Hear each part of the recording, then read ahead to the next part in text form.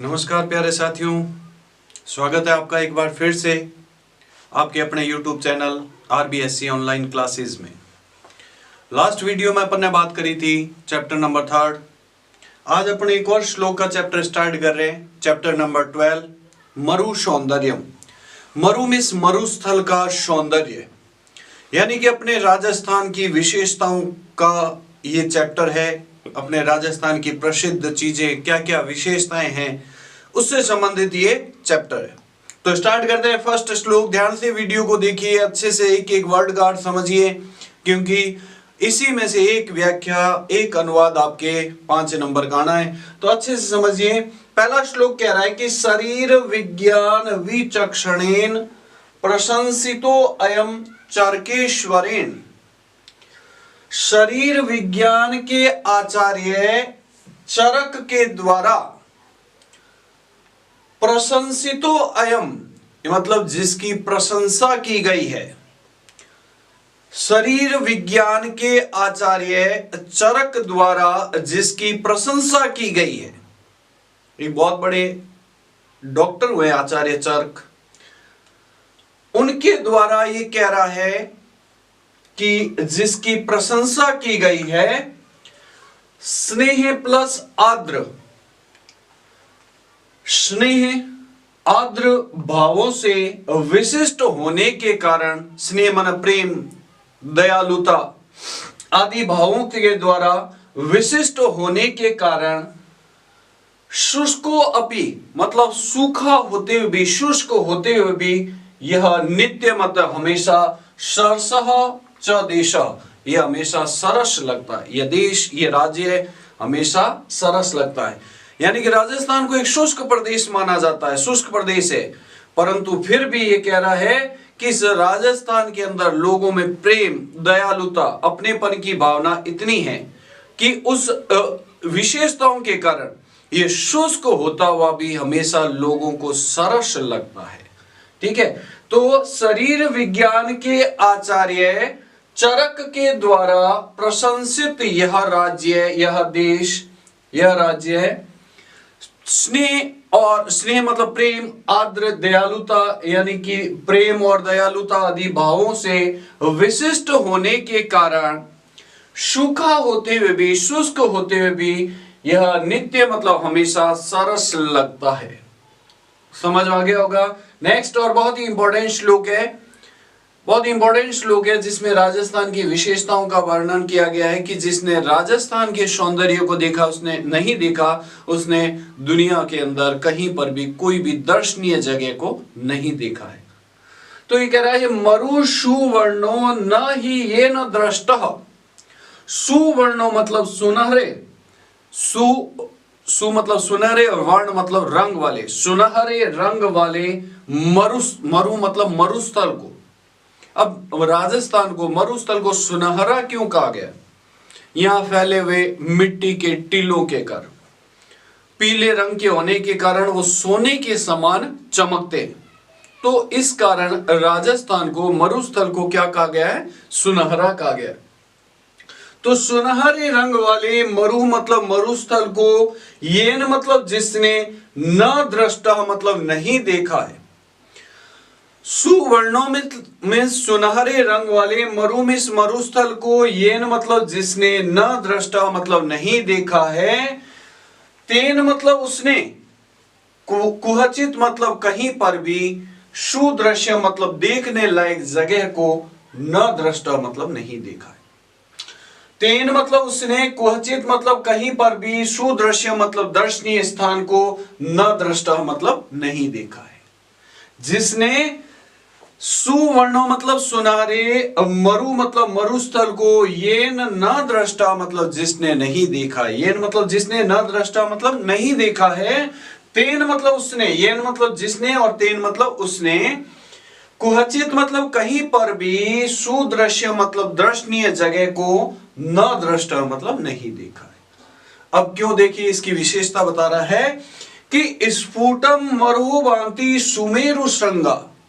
जिस मरुस्थल में सुमेरु एक पर्वत है, कि सुमेरु पर्वत की श्रृंगा मतलब शिखर यानी कि चोटियां, स्फुटम मतलब स्पष्ट रूप से चमकती हुई दिखाई देती है। जिस मरुस्थल में सुमेरु पर्वत की चोटियां स्फुटम मतलब स्पष्ट रूप से भांति मतलब चमकती हुई दिखाई देती है। शिलासु कृष्णासु न ते ही मृग्या, उन्हें कृष्णासु मतलब काली, शिलासु मतलब शिलाओं में, पत्थरों की शिलाओं में, न ही मृग्या मतलब नहीं ढूंढना चाहिए।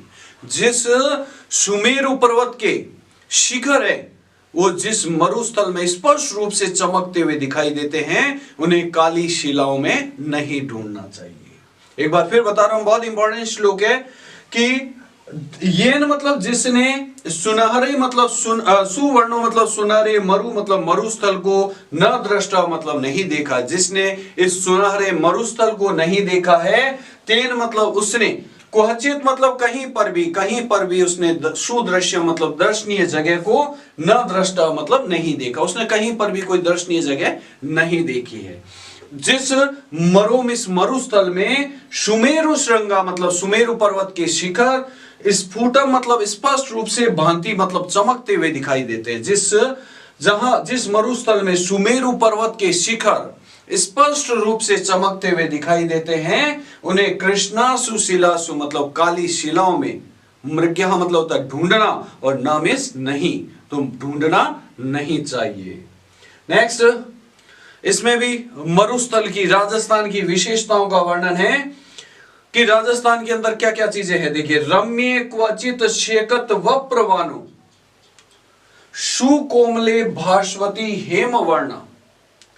क्वचित मतलब कहीं पर, इस राजस्थान में कहीं पर सुकोमले, सुकोमले मीन्स कोमल, और हेम वर्ण, हेम मतलब सुनहरे, वर्ण मतलब रंग वाले, सुकोमल मतलब कोमल और हेम वर्ण वाले मतलब सुनहरे, शेकत वप्रवानो, शेकत वप्रवानो मतलब मिट्टी के टीले, भास्वती मतलब चमकते हुए, रम्य मतलब सुंदर लगते हैं। जिस राजस्थान में कहीं पर रम्य मतलब सुंदर, यहां से स्टार्ट कर देते हैं इसको, कि जिस राजस्थान में कहीं पर रम्य मतलब सुंदर, सुकोमले मतलब कोमल, और हेम वर्ण मतलब सुनहरे, शेकत वप्रवानो मतलब मिट्टी के टीले, भास्वती मतलब चमकते हुए दिखाई देते हैं।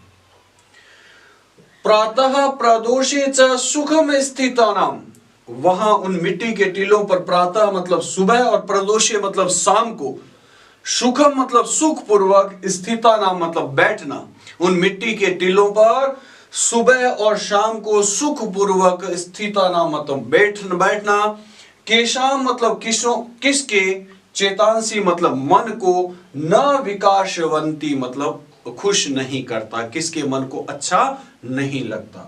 ध्यान से समझिएगा, वापस बता रहे हैं कि क्वचित मतलब कहीं पर, रम्य मतलब सुंदर, सुकोमले मतलब कोमल, और हेम वर्ण मतलब सुनहरे, मिट्टी के टीले, शेकत वप्रवानो मतलब मिट्टी के टीले, भास्वती मतलब चमकते हुए दिखाई देते हैं।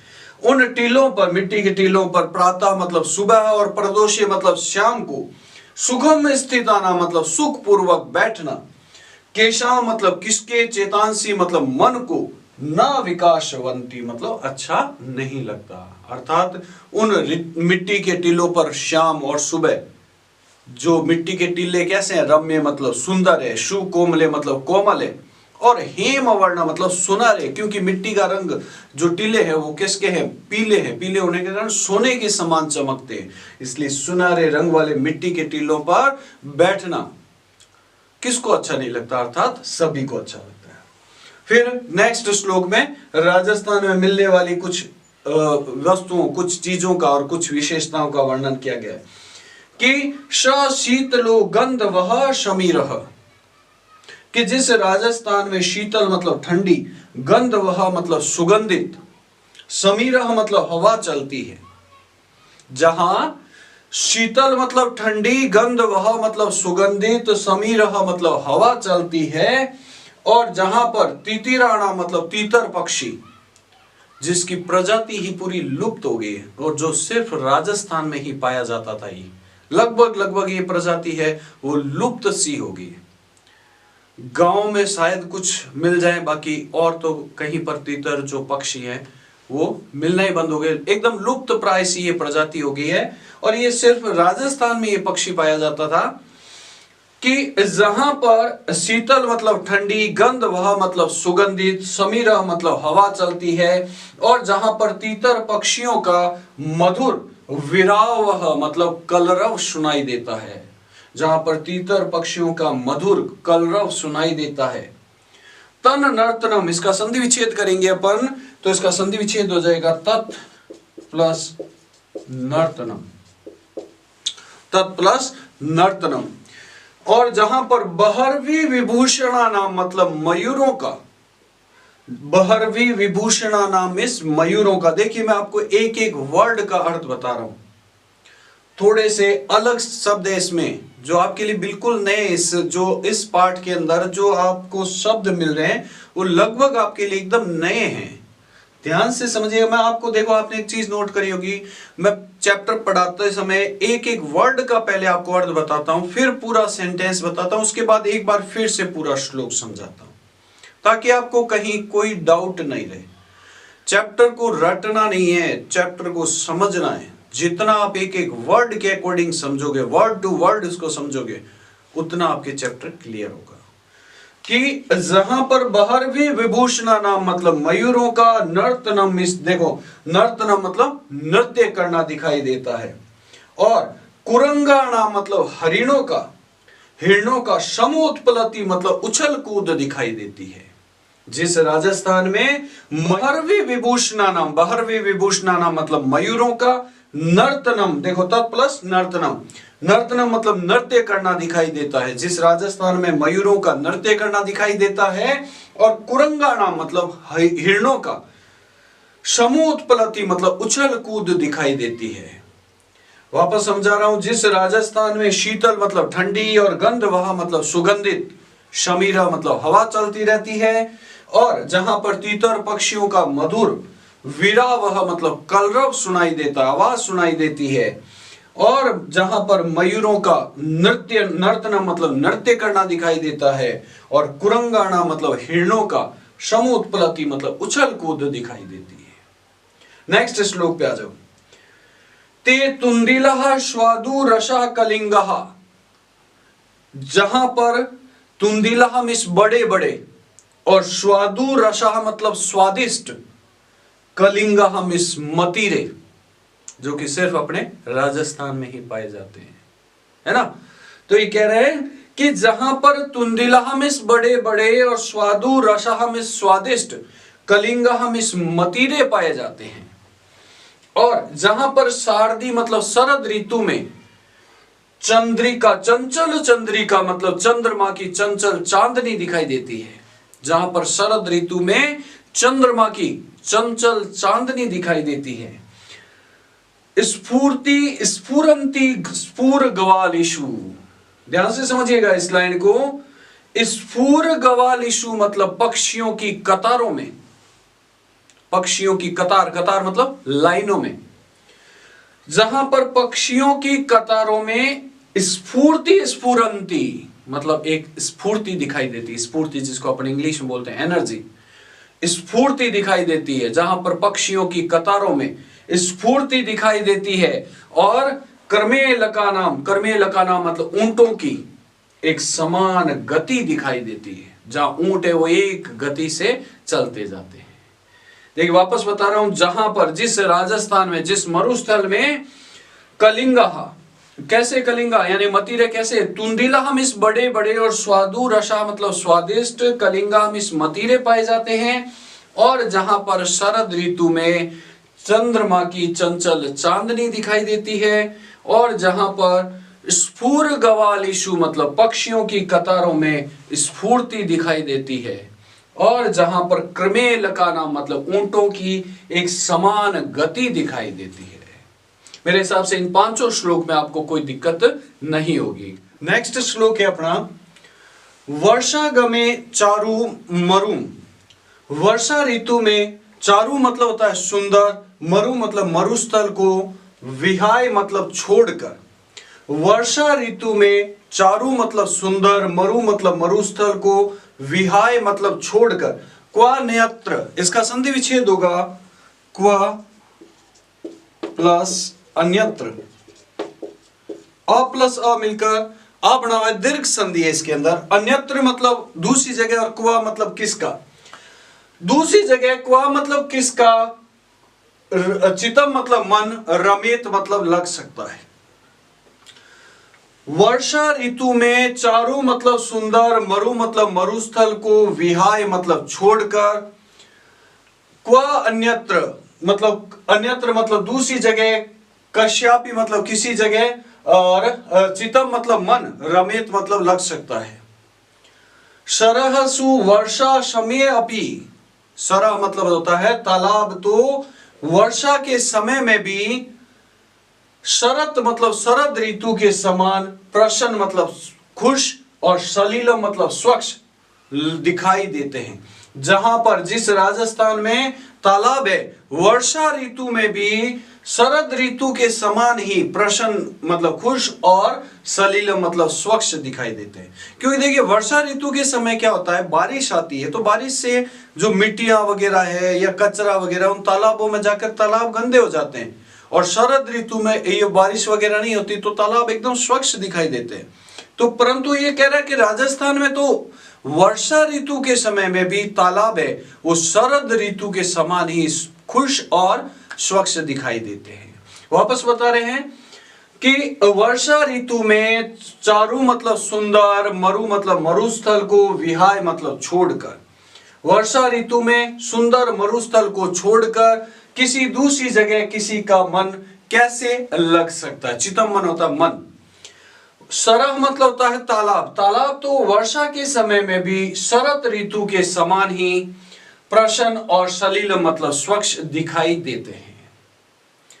आगे आने वाले 7वां और 8वां 7 और 8 दोनों ही बहुत इंपॉर्टेंट श्लोक है कि जिस राजस्थान में कह रहा है गावह प्रश्न, गावह मतलब गाय, प्रश्न मतलब प्रश्न है, गाय प्रश्न है, मनुजह में मनुष्य, प्रश्न मतलब प्रश्न है, खुश है, मनुष्य खुश है। देवः प्रश्न व्रतदान यज्ञ, व्रत दान और यज्ञों के कारण देवः मतलब देवता भी प्रश्न है।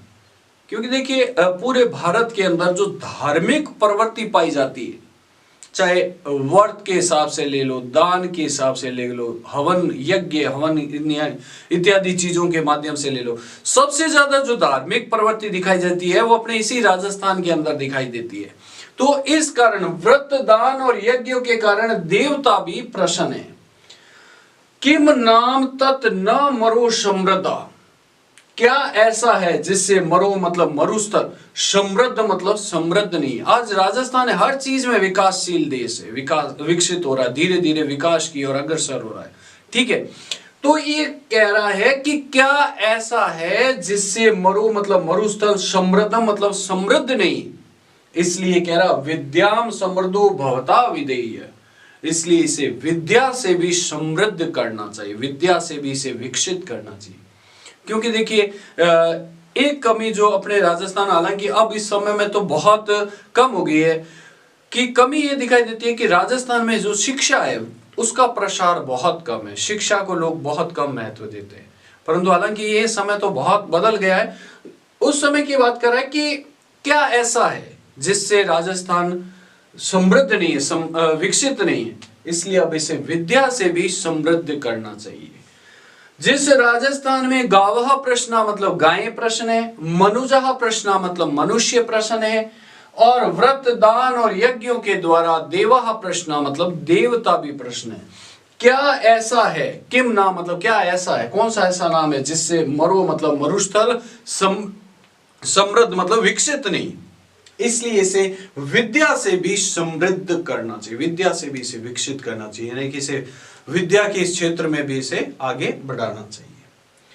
अब राजस्थान में जो मुख्य रूप से क्या क्या चीजें मिलती हैं, मानव मतलब सम्मान, मनीषिता मतलब विद्वता यानी कि विद्वान व्यक्ति, मैत्री मतलब मित्रता, मरुदुष्णम इसका संधि विच्छेद करेंगे अपन तो संधि विच्छेद हो जाएगा मरुत प्लस उष्णम, उष्ण मतलब गर्म और मरुत मतलब हवा, गर्म हवा जिसको अपन क्या बोलते हैं, लू। और मरीचिका, जिस राजस्थान में मानव मतलब सम्मान, मनीषिता मतलब विद्वता, मैत्री मतलब मित्रता, मरुत उष्ण मतलब गर्म हवा और मरीचिका, मृगः मतलब हिरण और मनुष्याणाम मतलब मनुष्यों के, मूर्धनि मतलब सिर पर, उष्णीशम मतलब पगड़ी, प्रमुख खमरो मतलब प्रमुख रूप से दिखाई देती। पगड़ी को राजस्थान में अपनी जो है वो अपनी शान का प्रतीक माना जाता है ना।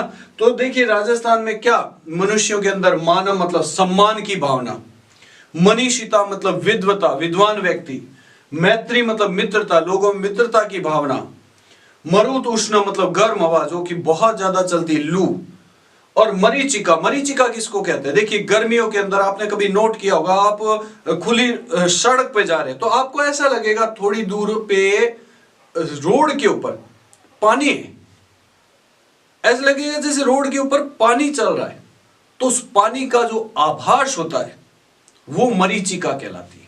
अब मरीचिका कैसे उत्पन्न होती है वो आपके साइंस के टीचर अच्छे से समझा सकते हैं कि उसके उत्पन्न होने का क्या कारण होता है। तो मरीचिका कहलाती है जो गर्मी के दिनों में भयंकर, क्योंकि देखिए ये मरीचिका है वो तभी उत्पन्न होती है जब भयंकर गर्मी हो, तब अपने को आगे लगेगा कि थोड़ी दूर रोड पे पानी पड़ा हुआ है, उस पानी का आभास होना मरीचिका कहलाता है। और मृगः मतलब हिरण और मनुष्याणा मतलब मनुष्यों के, मूर्धनि मतलब सिर पर, उष्णीशम मतलब पगड़ी प्रमुख रूप से दिखाई देती है। तो ये आपका चैप्टर 12 है, उसका हिंदी अनुवाद कंप्लीट हो गया। अब इसके क्वेश्चन आंसर समझाते हैं, उसमें आपको कोई दिक्कत नहीं आएगी। अब देखिए क्वेश्चन आंसर इसके समझाते हैं। पहला क्वेश्चन है, पाठे अस्मिन् शरीर विज्ञान विचक्षणः इति विशेषणम कस्य करते प्रयुक्तः। इस पाठ में शरीर विज्ञान के आचार्य ये किसके लिए प्रयुक्त हुआ है, तो अपन ने जो फर्स्ट श्लोक पढ़ा था उसमें आया था शरीर विज्ञान के आचार्य हैं चरकस्य, चरक के लिए प्रयुक्त हुआ है, आचार्य चरक के लिए प्रयुक्त हुआ है ना। नेक्स्ट क्वेश्चन है, मरु सुवर्णो न ही येन दृष्ट इत्यस्य अर्थो अस्ति, कि मरु सुवर्ण यानी कि सुनहरे मरुस्थल को जिसने नहीं देखा है इसका अर्थ क्या है, तो इसका अर्थ है सुवर्ण स्वर्ण रूप मरुम येन न दृष्ट, जिसने सुनहरे और सोने के समान रूप वाले मरुस्थल को जिसने नहीं देखा है। नेक्स्ट क्वेश्चन है आपका, शेकत व प्रवानो इत्यस्य करते प्रयुक्त विशेषणम अस्ति, मिट्टी के टिल्ले इनके लिए प्रयुक्त विशेषण है। तो देखो इसमें विशेषण आया था रम्य, रम्य मतलब सुंदर, सुकोमले मतलब कोमल, और एक आया था हेम वर्णे मतलब सुनहरे रंग वाले। तो ये तीन इसके विशेषण है। फिर है मरु सौंदर्यम वर्धते विशेषता, मरुस्थल की सुंदरता विशेष रूप से कब बढ़ती है, तो इसमें आप क्या आएगा, वर्षा ऋतु यानी कि वर्षा ऋतु में, वर्षा ऋतु में मरुस्थल की जो सुंदरता है वो और ज्यादा बढ़ जाती है। फिर है मरुदेशे के प्रश्न संति, मरुदेश में कौन प्रश्न है, गावः मतलब गायें प्रश्न है, देवः मतलब देवता प्रश्न है ना, और मनुष्य प्रश्न है। तो एतत् सर्वे अपि, ये इसका आंसर हो जाएगा। मानम मनीषिता इत्यादि पद अनुसार कियंती वस्तुनि, मतलब कितनी वस्तुओं के द्वारा मरुदेश की विशेषताएं, मरुदेश की मुख्यतः विशेषताएं प्रतिपादित की गई, तो 7 तरह की विशेषताएं बताई गई। इसका आंसर होगा शब्द, कौन कौन सी, मानम, मानम, मनीषिता, विद और मरीचिका और मनुष्याणा, मूर्धनि, उष्णीशम, और एक आप क्या था मृगः। इस तरह से करके जो लास्ट श्लोक है उसमें 7 विशेषताएं इस राजस्थान की बताई गई है।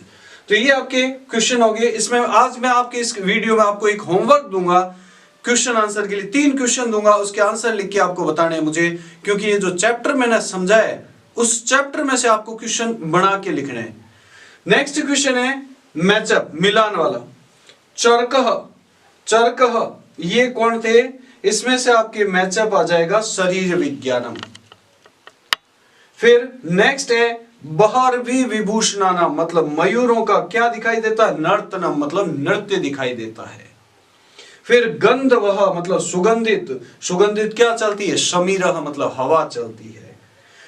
मूर्धा, मूर्धा इसका आ जाएगा आपके उष्णिशम, यानी कि सिर पर क्या दिखाई देती है, उष्णिशम मतलब पगड़ी दिखाई देती है। तितिरा मतलब तीतर पक्षियों का, विरावह मतलब मधुर कलरव सुनाई देता है। कलिंगहा, कलिंगहा मतलब मतीरे, मतीरे कैसे हैं, तुंदिला, तुंदिला मीन्स बड़े बड़े मतीरे दिखाई देते हैं। कुरंगहा, कुरंगा मतलब हिरणों की, इसमें आ जाएगा समुत्पलति मतलब उछल कूद दिखाई देती है। तो ये आपके मैचअप हो गया। संधि विच्छेद, संधि विच्छेद प्रशंसितो अयम, हालांकि मैं चैप्टर पढ़ाते टाइम जितने भी वर्ड हैं जो बड़े वर्ड होते हैं उनके संधि विच्छेद करके आपको बताता हूं, फिर भी देखिए प्रशंसितो अयम, इसका संधि विच्छेद हो जाएगा प्रशंसितः प्लस अयम। अब देखिए मैंने आपको विसर्ग संधि पढ़ाई थी, उसका फर्स्ट जो पार्ट था उत्व संधि, उसका जो सेकंड पार्ट था उसमें देखो यदि विसर्ग से पहले अ हो और विसर्ग के बाद भी अ हो तो उत्व संधि लगती है। तो इसमें त में अ आ गया, इधर भी अ आ गया, तो इसमें उत्व संधि है। शुष्कः प्लस अपि, सेम वही चीज है, देखो विसर्ग से पहले क में अ आ गया और इधर भी आ गया, फिर वापस इसमें उत्व संधि लगेगी। उत्व संधि का जो सेकंड पार्ट है वो ये कहता है कि द्वितीय अ का अवग्रह बन जाता है, तो इसका आंसर होगा शुष्को अपि, शुष्को अपि। एक चीज ध्यान रखना, इस अवग्रह के ऊपर कभी भी लाइन नहीं लगती है। तत् प्लस नर्तनम, त का न हो जाएगा, अनुनासिक संधि लगेगी इसमें, तो इसका आंसर हो जाएगा तन नर्तनम, अनुनासिक संधि इसके अंदर। तास्ता, इसका संधि विच्छेद हो जाएगा ताहा प्लस ताहा। यदि विसर्ग के बाद त वर्ग का पहला या दूसरा वर्ण आ जाए तो मैंने आपको बताया था सत्व संधि लगती है, तो देखिए विसर्ग के बाद में त अपने वर्ग का पहला वर्ण होता है, इसमें सत्व संधि। क्वा न्यत्र, ये मैंने चैप्टर में बताया था आपको इसका संधि विच्छेद, ये इसका संधि विच्छेद हो जाएगा क्वा प्लस अन्यत्र, इसमें लगी हुई है अ प्लस अ मिलकर आ बना हुआ है, इसलिए इसमें दीर्घ संधि है। कस्य प्लस अपि, फिर देखिए य में अ और अ प्लस अ मिलकर आ बना हुआ है, इसलिए इसमें संधि हो जाएगी दीर्घ और शब्द बन जाएगा कश्यपि। यन वापस अनुनासिक संधि है, इसका संधि विच्छेद हो जाएगा यत प्लस न, यन अनुनासिक संधि है। चरक प्लस ईश्वर, क में अ और ई, अ प्लस ई मिलकर ए बन जाता है, गुण संधि है, इसलिए इसमें शब्द बनेगा चरकेश्वरः, गुण संधि है, अ प्लस ई मिलकर ए बन जाता है। गत्यश्च, इसका संधि विच्छेद हो जाएगा गत्यः प्लस च। अब देखिए वापस विसर्ग के बाद में है च, च अपने वर्ग का होता है पहला अक्षर, पहले और दूसरे अक्षर में लगती है सत्व संधि, तो इसमें शत्व संधि है। नेक्स्ट अपन प्रश्न निर्माण। अब देखिए प्रश्न निर्माण, प्रश्न निर्माण की मैंने आपको कारक पढ़ाए थे, उस टाइम ट्रिक बताई थी, उस ट्रिक को आप अच्छे से देख लीजिए, उसको समझ लीजिए। प्रश्न निर्माण आपको एक भी चैप्टर के रटने नहीं पड़ेंगे। मरुहु तुंदिलः कलिंगा भवन्ति, अब तुंदिलः के अंदर प्रथमा विभक्ति बहुवचन है, इसकी मैंने ट्रिक बताई थी आपको, के आ जाएगा इसके अंदर, उस ट्रिक के अकॉर्डिंग प्रश्न बनाइए, आपको प्रश्न निर्माण में दिक्कत नहीं आएगी। फिर प्रदोषे चेतांसी विकासवंती, प्रदोषे यानी कि समय के बारे में, आगे जहां पर समय के बारे में बात हो तो वहां पर हमेशा प्रश्न बनता है कदा से। कोई भी चीज हो आप उसको ट्रिक ही समझिए, ट्रिक ही याद कीजिए, आपको आसानी समझ में आएगी। सुमेरु श्रृंगः मरोहो भांति, अब सुमेरु श्रृंगः इसमें आ जाएगा के, कहा आ जाएगा। फिर तितिरा नाम मधुरो विरावह मधुर, अब तितिरा नाम, नाम या नाम किसकी पहचान होती है, षष्ठी बहुवचन की, तो षष्ठी बहुवचन मैंने आपको ट्रिक बताई हुई है केशाम, इसमें केशाम से प्रश्न बन जाएगा। फिर है मरुदेशः, मरुदेशः ये आ गया प्रथमा विभक्ति एक वचन, इसलिए इसमें कह से प्रश्न बन जाएगा। उस ट्रिक के अकॉर्डिंग प्रश्न निर्माण सॉल्व कीजिए, आपको प्रश्न निर्माण एक भी याद करने की जरूरत नहीं पड़ेगी। अब मैंने आपको अभी बीच में बोला था कि मैं आपको आज होमवर्क दूंगा, देखिए मैंने आपको चैप्टर अच्छे समझाया, मात्र 4 क्वेश्चन दे रहा हूं आपको, इसके आंसर आप खुद उस चैप्टर में से समझाए मैंने, उसके अकॉर्डिंग आप बना के मुझे कमेंट में लिखना। पहला प्रश्न है चरक आचार्य मरुभूमि का विशेषता प्रकटिता, आचार्य चरक ने मरुभूमि की क्या विशेषता है बताइए। बहुत छोटे छोटे आंसर होंगे, आपको इसमें से बना के आपको आंसर लिखना है। मरुदेशे शेकत व प्रह की दर्शा संति, मरुस्थल में मिट्टी के टीले किस प्रकार के हैं? वो मैंने अभी एक और बात बताऊं, ये आंसर अभी आ चुका है अपने जो मल्टीपल चॉइस वाले क्वेश्चन थे, तो उसको आपको अपनी भाषा में बना के लिखना है। वर्षा गमे मरुह शोभा की दर्शा भवती, वर्षा ऋतु में मरुस्थल की शोभा किस तरह की हो जाती है? एकदम आसान सा प्रश्न है।